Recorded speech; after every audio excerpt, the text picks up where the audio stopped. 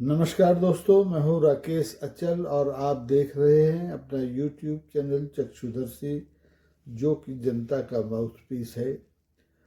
दोस्तों, आज चुनाव और उपचुनाव की चर्चा होगी, लेकिन इसके पहले वही अनुरोध कि अगर अभी तक आपने इस चैनल को सब्सक्राइब नहीं किया है तो सब्सक्राइब कर लें, चाहें तो ज्वाइन कर लें। बात करते हैं उपचुनाव के नतीजों की। उपचुनाव कोई बहुत बड़ी चीज़ नहीं होती है। अक्सर सत्तारूढ़ दल ये उपचुनाव जीत जाते हैं, लेकिन पहली बार जंतर मंतर पर जो प्रदर्शन हुआ, उसके बाद जो उपचुनाव हुए, उनके नतीजे न सिर्फ चौंकाने वाले हैं, बल्कि इस देश के सरकार के लिए खतरे की घंटी भी है। दोस्तों, 3 विधानसभा चुनाव हुए और तीनों राज्यों में संयोग से भारतीय जनता पार्टी की डबल इंजन की सरकार है। मध्य प्रदेश में डॉक्टर मोहन यादव मुख्यमंत्री हैं, बिहार में सिद्धार्थ चौधरी मुख्यमंत्री हैं, और गुजरात तो प्रधानमंत्री और गृह मंत्री का अपना जिला है, तो वहाँ कौन मुख्यमंत्री है इसका कोई मतलब नहीं है। लेकिन गुजरात को छोड़ करके बिहार और मध्य प्रदेश की जनता ने जो चुनाव परिणाम दिए हैं, उससे भारतीय जनता पार्टी के नेतृत्व को काट मार गया है। इन दोनों विधानसभा क्षेत्रों में बांकीपुर पटना के पास और दतिया मध्य प्रदेश की वेटिकन सिटी, मध्य प्रदेश की काशी, बनारस, जैसे कुछ भी कह लीजिए, वहाँ दोनों जगह भारतीय जनता पार्टी ने अपने प्रत्याशियों को बदला। मध्य प्रदेश में 2023 में जो सज्जन चुनाव हार गए थे, पूर्व गृह मंत्री डॉक्टर नरोत्तम मिश्रा, उनका टिकट काटा गया। और बांकीपुर में जहाँ से भाजपा के राष्ट्रीय अध्यक्ष नितिन नवीन आते हैं और 1995 से इस सीट पर उनके और उनके पिताजी का कब्जा रहा है, वहाँ भी प्रत्याशी बदलने के बावजूद ये दोनों सीटें भारतीय जनता पार्टी हार गई। यानी जनता ने अपना जनादेश बता दिया, नहीं बदला, भले ही इन दोनों जगह से पार्टी ने अपने प्रत्याशी बदले। अब दतिया की बात करें, दतिया मध्य प्रदेश का सबसे संवेदनशील उपचुनाव इसलिए था क्योंकि यहाँ से पूर्व गृह मंत्री डॉक्टर नरोत्तम मिश्रा का टिकट कटा था और उनके समर्थकों ने उन्होंने पार्टी नेतृत्व के निर्णय के खिलाफ बगावत कर दी थी। और अब चुनाव नतीजे आने के बाद जो डॉक्टर मिश्रा के समर्थक हैं या जो उनके शुभचिंतक हैं, वो ये निष्कर्ष निकाल रहे हैं कि भारतीय जनता पार्टी के यहाँ हारने का मतलब है कि दतिया की जनता ने डॉक्टर नरोत्तम मिश्रा के आंसुओं का हिसाब दे बराबर कर दिया है, जबकि हकीकत ये नहीं है।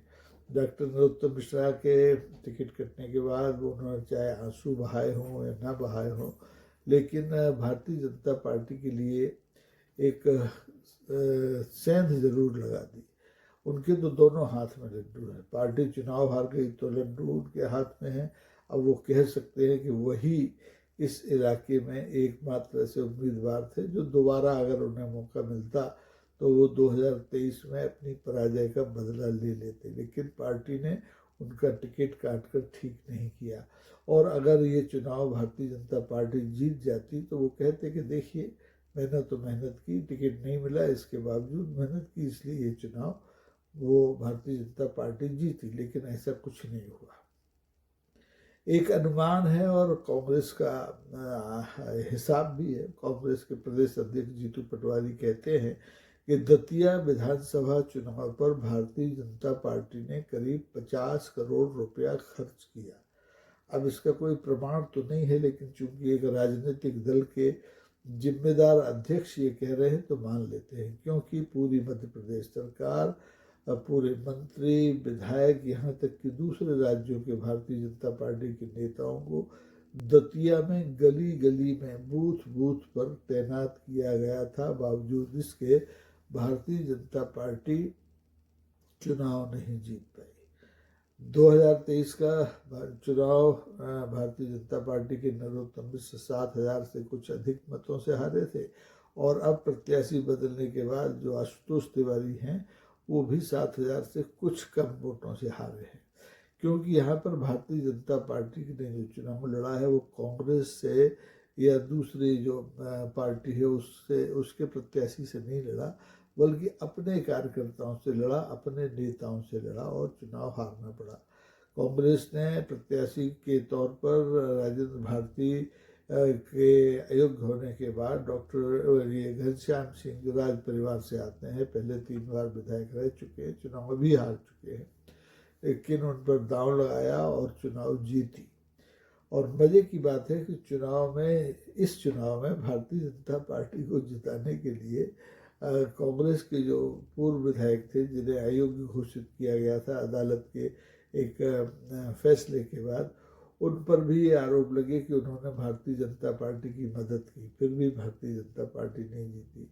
उन पूर्व विधायक महोदय को, राजेंद्र भारती को, कांग्रेस ने कांग्रेस प्रत्याशी घनश्याम सिंह के आरोपों के बाद पार्टी से निकाल दिया। बहुत कठिन और बहुत कठोर और बहुत तात्कालिक फैसला किया। तो अब 2 चीज़ें हैं कि बांकीपुर में जनसुराज पार्टी के प्रशांत किशोर का जीतना और दतिया में एक राज परिवार के पूर्व विधायक का जीतना, ये संकेत देता है कि अब न मनी पावर चलता है, न मशीन चलती है, न मैनेजमेंट चलता है। जो चलता है वो जनता का गुस्सा चलता है, जनता का जनादेश चलता है। दतिया ने, हो सकता है लोग कहें, भारतीय जनता पार्टी के नेता कल कहें कि दतिया की जनता ने अपने पैरों पर कुल्हाड़ी मार ली है, यानी कि भारतीय जनता पार्टी की सरकार होते हुए उसके प्रत्याशी को हरा दिया है, तो अब दतिया का विकास अवरुद्ध हो जाएगा। हो सकता है, हो भी जाए, लेकिन विकास से ज़्यादा सम्मान होता है। दतिया में जो पुराने 3 बार के विधायक रहे डॉक्टर नरोत्तम मिश्रा हैं, उन्होंने दतिया की जनता के, दतिया के व्यापारियों के, कारोबारियों के सम्मान को अपने जूतों तले रौंद दिया था, जिसका परिणाम 2023 में जनता ने दिया। दतिया की ने भारतीय जनता पार्टी की डॉक्टर नरोत्तम मिश्रा को हरा के, और 2026 के उपचुनाव में भी आशुतोष तिवारी जो भाजपा के संगठन के पदाधिकारी थे उन्हें हरा करके दे दिया है। यानी जनता अपना जनादेश छोटे छोटे प्रलोभनों से, विकास के नारों से, पैसों से नहीं बदलती है। बांकीपुर में भी यही हुआ। बांकीपुर 30 साल से भारतीय जनता पार्टी का गढ़ था, लेकिन बांकीपुर की जनता ने सबसे कम प्रतिशत मतदान हुआ, 37% मतदान हुआ, उसके बावजूद भारतीय जनता पार्टी के प्रत्याशी को धूल चटा दी, जबकि वो प्रत्याशी भारतीय जनता पार्टी के राष्ट्रीय अध्यक्ष नितिन नवीन की खाली सीट से लड़ रहे थे। वहाँ तो उन्हें जीतना ही चाहिए था, लेकिन नहीं हुआ। मांजलपुर को छोड़ देते हैं, वहाँ तो भारतीय जनता पार्टी की सरकार तो है ही, और गृह मंत्री और प्रधानमंत्री दोनों गुजरात से आते हैं, तो वहाँ उनको जीतना ही था, जीतना भी चाहिए था।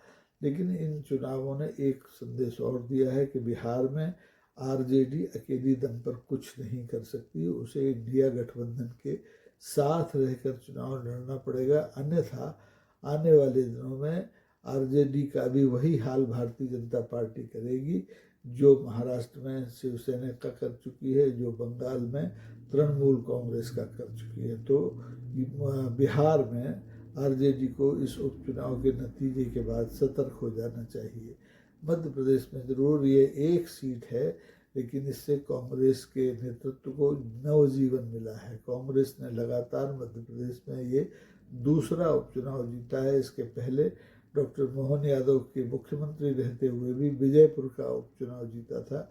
वहाँ पर कांग्रेस छोड़कर भाजपा में आए रामनिवास रावत को भाजपा ने अपना प्रत्याशी बनाया था, लेकिन कांग्रेस ने उसे विजयपुर की जनता ने उसे स्वीकार नहीं किया और कांग्रेस के प्रत्याशी को जिताया। हालांकि भारतीय जनता पार्टी की सरकार ने कांग्रेस के विजेता विधायक को भी कानूनी दांव पेच में फंसा करके अयोग्य घोषित कराने की कोशिश की, और वो इस समय सुप्रीम कोर्ट की मर्जी पर विधायक हैं। तो भारतीय जनता पार्टी इन चुनावों से सबक लेगी या नहीं लेगी, लेकिन एक बात ज़रूर है कि उसे अब बिहार और मध्य प्रदेश के नेतृत्व के बारे में सोचना पड़ेगा। संगठन का नेतृत्व हो चाहे सत्ता का नेतृत्व हो, अगर वो संगठन और सत्ता के नेतृत्व में तब्दीली नहीं करेगी तो आने वाले दिनों में इन दोनों राज्यों में, जो कि भारतीय जनता पार्टी के लिए बहुत महत्वपूर्ण है, मध्य प्रदेश तो गढ़ है, 2003 से कुछ 19 महीनों को छोड़ दें तो अब 2026 तक यानी 23 साल से भारतीय जनता पार्टी का गढ़ है, वहाँ की सरकार हिलती नज़र आ रही है। बिहार में जहाँ पहली बार भारतीय जनता पार्टी को सरकार बनाने का, अपना मुख्यमंत्री बनाने का मौका मिला, वहाँ कुछ ही महीनों में मुख्यमंत्री सिद्धार्थ चौधरी के रहते पहला उपचुनाव हुआ और वहाँ पराजय का सामना करना पड़ा। यानी कि लोग मध्य प्रदेश के मुख्यमंत्री और बिहार के मुख्यमंत्री को पसंद नहीं कर रहे हैं। इन लोगों में आम जनता के साथ साथ भारतीय जनता पार्टी के देव दुर्लभ कार्यकर्ता भी शामिल हैं। तो देखना होगा कि संसद के मानसून सत्र के बाद विधानसभा के इन चुनाव परिणामों की समीक्षा होती है और भारतीय जनता पार्टी क्या फैसला करती है। इन चुनावों के परिणामों पर जैन जी के असर को भी देखने की कोशिश की जा रही है। हो सकता है उसका भी कुछ ना कुछ असर हो, लेकिन ये बात तो अब सही है, इन चुनावों के परिणामों ने बता दिया है कि देश में अब जो भाजपा का मोदी ब्रांड था, जो चल रहा था 2012 से, अब उसकी लोकप्रियता में लगातार कमी आ रही है। ऐसे में आरएसएस और भाजपा को भी अपने लिए एक नए ब्रांड की ज़रूरत होगी, अन्यथा वो 2029 का आम चुनाव भी हासिल नहीं कर पाएगी और हो सकता है कि वो जो 2024 में 240 पर आई थी उससे नीचे चली जाए। तो अब देखते हैं कि आने वाले दिनों में इन उपचुनावों के क्या रिपरकेशन होते हैं, क्या असर होते हैं, दुष्प्रभाव होते हैं, प्रभाव होते हैं। आप देखते रहिए और बताइए, अपनी राय और अपने कमेंट से ज़रूर अवगत कराइए कि इन उपचुनावों के संकेत को आप कैसे लेते हैं। ये भारतीय जनता पार्टी के लिए खतरे की घंटी हैं या नहीं हैं, या प्रत्याशी बदलने से जनादेश प्रभावित होता है या नहीं होता है।